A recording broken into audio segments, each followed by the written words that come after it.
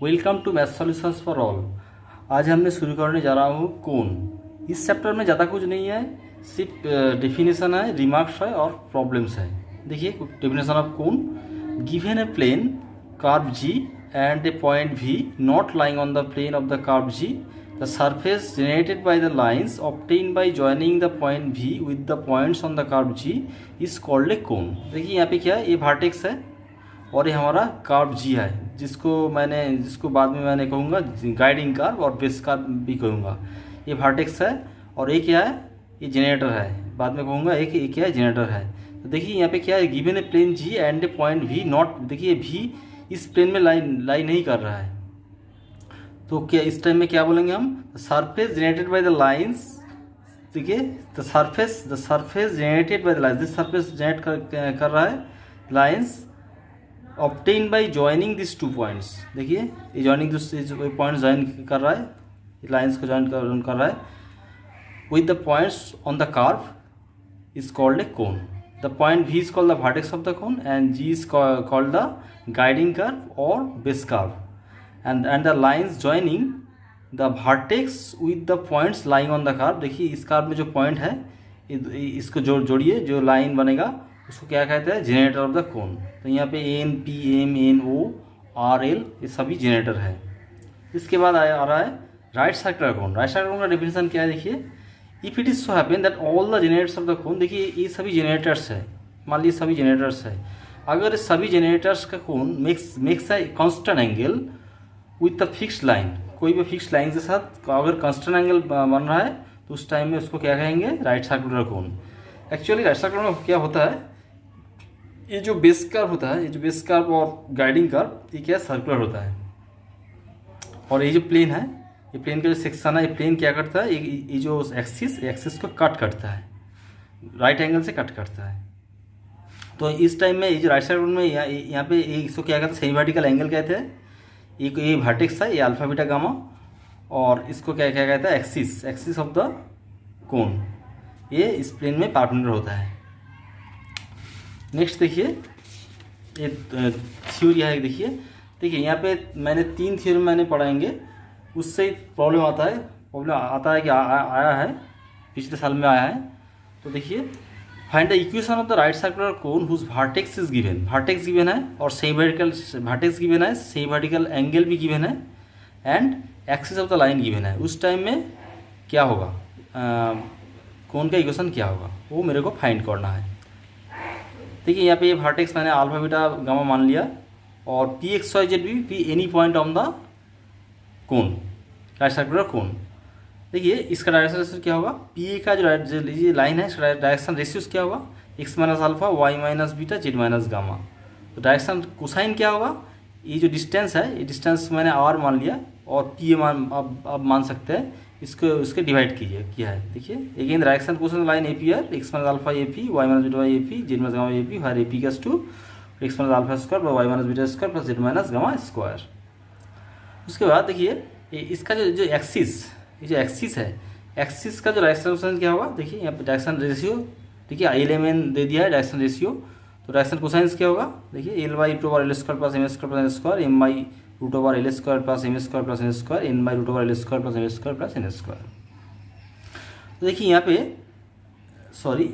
पे alpha is the angle between the two lines. देखिए दो लाइन्स है, अगर 2 लाइन्स है, इसका जो एंगल अल्फा हुआ है, तो इसका एंगल का क्या मेजरमेंट है, देखिए alpha is angle between the two lines. देखिए कॉस अल्फा इक्वल्स टू, देखिए L1 into L2 plus M1 into M2 N1 into, यहाँ पे ध्यान से देखिए L1 L2 क्या होता है, M1 क्या होता है, डायरेक्शन कोसाइन होता है, नॉट रेशियोस। तो मैंने उसको मल्टीप्लाई किया है, तो उसके बाद क्या मेरे को इसके बाद आप कैलकुलेशन करेंगे तो आपको ऐसे टाइप का इक्वेशन मिलेगा। इससे 2 वर्षों में इस थ्योरम से क्वेश्चन आया है। वहाँ पे वर्टेक्स दे दिया गया और एक्सिस का जो इक्वेशन वो भी दे दिया गया और सेमी वर्टिकल एंगल वो भी दे दिया है। उसके बाद उसको फाइंड करना है इक्वेशन।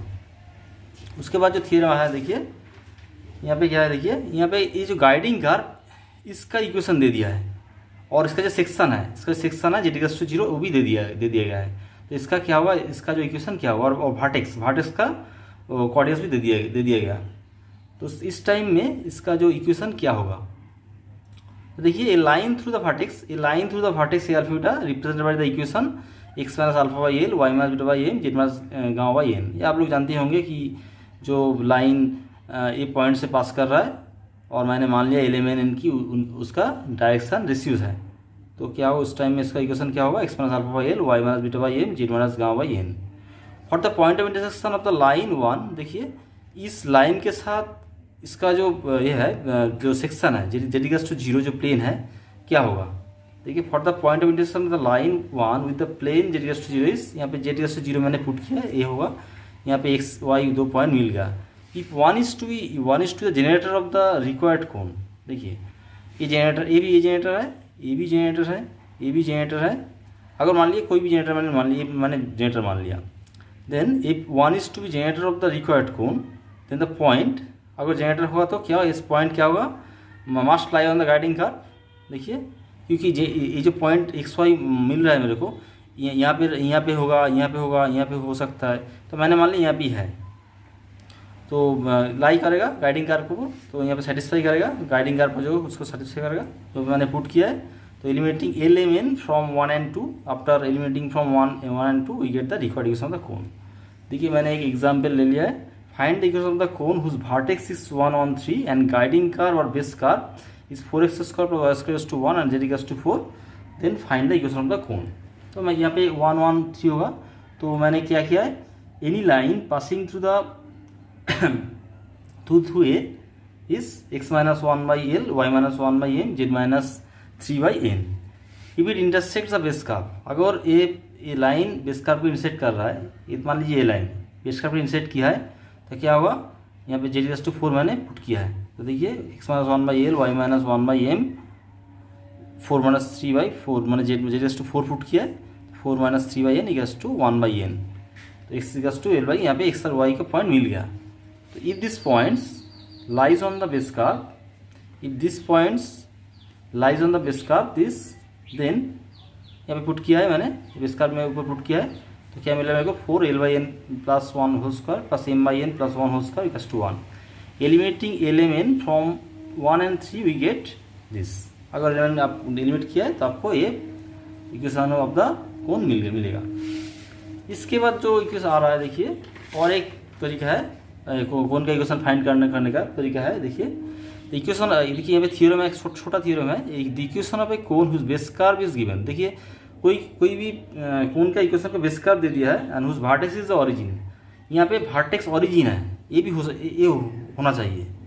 कोई एक कोन हो उसका वर्टेक्स 0 है और उसका बेस कर्व दे दिया है, is a homogeneous equation of degree 2 in 3 variables. अगर आपको एक कोन का जो एक कर्व का इक्वेशन दे दिया, बेस कर्व का इक्वेशन दे दिया है और वो उसका वर्टेक्स 0 है, उस टाइम में क्या होगा, अगर मैंने उस कर्व को जो बेस कर्व है उसको मैंने होमोजेनियस बनाएंगे तो मेरे को पूरा उस कोन का इक्वेशन मिल जाएगा।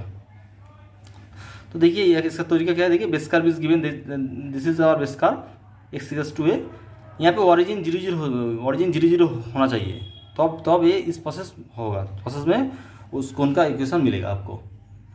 इन this case making one homogeneous with the help of 2 we get the equation of the cone. How to homogeneous कि क्या करेंगे हम, X by A equals to 1 और X by A square equals to 1 square लिखेंगे मैंने। उसके बाद जो देखिए जो होमोजेनियस मीन्स क्या है, डिग्री 2 मीन्स क्या है, देखिए इसका डिग्री 2 है, इसका डिग्री 1 1 2 है, इसका डिग्री 2 है, देखिए इसका डिग्री 1 है, एक्स इक्वल्स टू 1 है, वाई इक्वल्स टू 1 है, सी का डिग्री क्या है 0 है। तो ये जो तीनों टर्म है, तीनों टर्म को मैंने फर्स्ट होमोजेनियस बनाएंगे। कैसे बनाएंगे, देखिए ये पूरा मैंने लिख दिया पहले, और यहाँ पे देखिए 1 लिखा है मैंने, और यहाँ पे 1 लिखा है, इसके बाद यहाँ पे 1 स्क्वायर लिखा है, देखिए। और जो 1 स्क्वायर का जो वैल्यू है यहाँ पे पुट किया है, और 1 को जो वैल्यू है यहाँ पे पुट किया है, देखिए यहाँ पे पुट किया है। उसके बाद देखिए हर इक्वेशन का देखिए, ये देखिए यहाँ पे 2 हो गया, यहाँ पे 2 हो गया, यहाँ पे भी 2 हो गया। तो ये क्या एक्सप्रेस कर रहा है, ये कोन का इक्वेशन एक्सप्रेस कर रहा है, क्योंकि एक इक्वेशन कोन कब तब होगा तो जो हर टर्म का जो डिग्री है वो डिग्री 2 होना चाहिए, तब एक कर्व एक कोन को रिप्रेजेंट करेगा। देखिए ये आगे एक एग्जाम्पल मैंने ले लिया है। Find the equation of the cone whose vertex is the point 0 0 and whose base curve is circle X square Y square Z square plus X minus 2y plus 3z minus 4 equals to 0 X minus Y plus Z equals to 2। तो मैंने क्या करेंगे, ये जो plane की equation दे दिया है, actually ये सेक्शन है, ये जो इस कर्व का सेक्शन है, ये प्लेन, इस प्लेन का प्लेन के with the help of making one homogeneous, इसको मैंने 1 ले लिया, इसको मैंने 1 मान लिया, इसको मैंने 2 मान लिया, making one homogeneous with the help of 2 we get the required equation as. देखिए मैंने क्या किया है, इसके यहाँ पे 1 लिखा है क्योंकि यहाँ पे देखिए हर टर्म का डिग्री 1 है, इसीलिए मैंने 1 लिखा है, और यहाँ पे 0 है, 1 इसका लिखा है, और यहाँ पे देखिए X minus Y plus Z by 2 equals to 1 लिखा है। तो जहाँ पे 1 है वहाँ पे मैंने ऐसे टाइप लिखा है, और यहाँ पे 1 स्क्वायर 1 को जो रिप्लेस किया है मैंने, जैसे मल्टीप्लाई किया है, इससे मल्टीप्लाई किया है equals to 0। After simplification we get the required equation of the cone. This is our equation of the cone. देखिए यहाँ पे हर टर्म का देखिए डिग्री 2 है, यहाँ पे 2 है, 2 है, 2 है, देखिए 1 1 2 है, यहाँ पे 1 1 2 है, यहाँ पे 2 1 1 2 है, हर टर्म का इक्वेशन डिग्री 2 है, इसीलिए ये कोन का इक्वेशन रिप्रेजेंट कर रहा है। देखिए नेक्स्ट जो आ रहा है, देखिए ये थ्योरम थोड़ा सा इंपॉर्टेंट है। देखिए F X Y Z equals to equation का कौन इक्वेशन ऑफ द कोन है, if the line x by l y by m z by n is a generator of the cone f x is 0 then its direction cosine will satisfy the equation of the cone। अगर ये line generator हो है, इस equation का generator है, कोन का generator है, तो अब ए इसका जो डायरेक्शन कोसाइंस इस कोन को सेटिस्फाई करेगा, that is A L square plus B M square plus C N square plus 2 F M N 2 G N L plus 2 H L M equals to 0 होगा। नेक्स्ट देखिए theorem, the angle between two lines in which the plane ux plus vy plus wz equals to 0 intersect or cut the cone this is theta equals to tan inverse 2 p root over u square plus v square plus w square by whole by a plus b plus c u square plus v square plus w square minus c u v w where p square, यहाँ पे जो p लिखा है उसका value क्या है, a है। a देखिए a is g u H B F V G F C W U V W 0। देखिए ये जो है, ये जो एक्सप्रेशन है, इसको कैसे हम मेमोराइज करेंगे। देखिए एक इसलिए एक शायरी है, क्या है, देखिए ए हैंडसम गुंडे has been found going for cinema. A handsome गुंडे has been found going for cinema. देखिए आप इसको मेमोराइज कीजिए, जल्दी में एक्सप्रेशन आप लिख सकेंगे। देखिए यहाँ पे क्या हो रहा है, देखिए दो लाइन का, तो देखिए यहाँ पे ये जो एक कोन है, ये प्लेन इसको कट कर रहा है, ये जो इससे कट किया है। तो यहाँ पे इस टाइम में क्या मिलता है हम लोग को दो इंटरसेक्टिंग लाइंस मिलता है, उसका बीच में जो एंगल थीटा है, उसका जो एंगल, वो जो मेजर है, उसका जो मेजरमेंट है ये है थीटा इक्वल्स टू, कैसे मेजरमेंट करेंगे, theta equals to tan inverse 2p by this expression. इसको मेमोराइज कीजिए, अच्छे से मेमोराइज कीजिए, वेरी इंपॉर्टेंट है। अगर ये थीटा, अगर दो इंटरसेक्टिंग लाइंस का जो बीच में जो एंगल वो 90 हो जाएगा, that is this two lines are perpendicular to each other, तब क्या होगा, तो अब थीटा इक्वल्स टू π/2 आप यहाँ पे पुट कीजिए, tan का π/2 क्या मिलता है आपको, इनफाइनाइट मिलता है, दैट इज अनडिफाइंड होता है, इसीलिए आपको कॉट इनवर्स ले लीजिए। कॉट इनवर्स ले लीजिए, क्या होगा 0/1 हो जाएगा, और ये टर्म ये भी क्या होगा, ऊपर में हो जाएगा, ये टर्म ऊपर में हो जाएगा, ये टर्म नीचे हो जाएगा, तो ये टाइम क्या होगा 0 होगा। वहाँ से आपको उसी से हमको आपको ए एक्सप्रेशन मिलेगा, C U B equals to W equals to A plus B plus C U square plus B square plus W square. Next देखिए, ये भी वेरी इंपॉर्टेंट है, condition under which a given plane is a tangent to a cone. देखिए condition पर U X plus V plus W equals to 0 to be tangent plane to the cone this वही expression मैंने पहले जो लिखा था, ये जो एक्सप्रेशन है, ये यहाँ पे लिखा है मैंने, ये एक्सप्रेशन है। देखिए आप इसको एक्सपेंड कीजिए, एक्सपेंड करने के बाद आपको ये U square plus V square, A U square plus V square plus C W square plus 2 V W ऐसे टाइप मिलेगा, जहाँ पे A equals to B C minus F square, B equals to C minus square, C equals to A minus H square. आप इसको ये जो expression है, इसको अच्छी तरह से मेमोराइज कीजिए। देखिए मैंने एक एग्जाम्पल ले लिया छोटा सा, find the condition that the plane U X plus V plus W equals to 0 may touch the cone in this. ये प्लेन इसको टच करेगा, तो उसका कंडीशन क्या है, if the given plane touches the cone then by condition this a 0 0 u, ये 0 0 की होगा, देखिए X Y Y Z Z X term नहीं है, इसीलिए ये जो एच है, एच एफ और जी, उसका जो वैल्यू 0 हो जाएगा। देखिए after expanding we get U square by A plus G square by plus W square by C equals to 0। यही कंडीशन है, ये प्लेन इसको टच करेगा, इसका कंडीशन है, यही कंडीशन है। नेक्स्ट देखिए रिसिप्रोकल कोन, यहाँ से हर वर्ष लास्ट 3 ईयर्स में तीनों प्रॉब्लम आया है। तो देखिए क्या है, the locus of the normal to the tangent planes. देखिए ये टेंजेंट प्लेन्स है, ये क्या वर्टेक्स से जा रहा है। देखिए कोन का जो टेंजेंट प्लेन्स ऑलवेज क्या होता है, कोन का जो टेंजेंट प्लेन होता है वो कोन का क्या होता है, वो ऑलवेज वर्टेक्स से पास करता है। इधर से देखिए the locus of the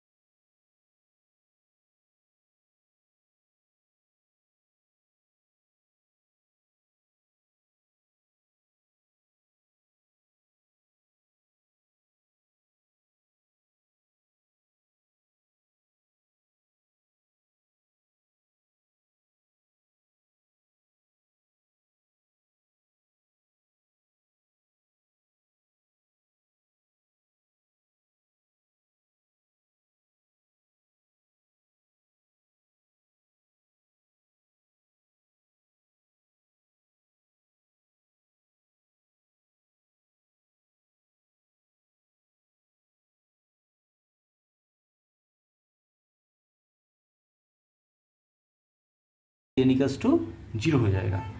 if the line 3 is the generator of the cone 2 then we have this, क्योंकि मैंने पहले सिखाया था कि अगर कोई लाइन कोन का जनरेटर है तो उसका जो डायरेक्शन कोसाइंस है वो कोन का जो इक्वेशन है उसको सेटिस्फाई करेगा। यहाँ पे मैंने नोट किया है, यहाँ पे नोट किया है, देख लीजिए 3lm plus 5mn plus 18:0 eliminating N between 4 and 5। यहाँ पे एक 4 मिला है और फिर 5, यहाँ से एन को एलिमिनेट कीजिए। मैंने एलिमिनेट किया है, यहाँ पे एल देखिए N equals to minus L plus 2m/3 मैंने यहाँ पे पुट किया है। पुट करने के बाद क्या मिल रहा है मेरे को, देखिए ये आपको सिंप्लीफाई कीजिए। सिंप्लीफाई करने के बाद देखिए एक क्वाड्रेटिक इक्वेशन आपको मिलेगा। देखिए आपको इसके बाद इसको मैंने ऐसे टाइप करके लिखा है और इसको मिडिल टर्म फैक्टर भी कहता है।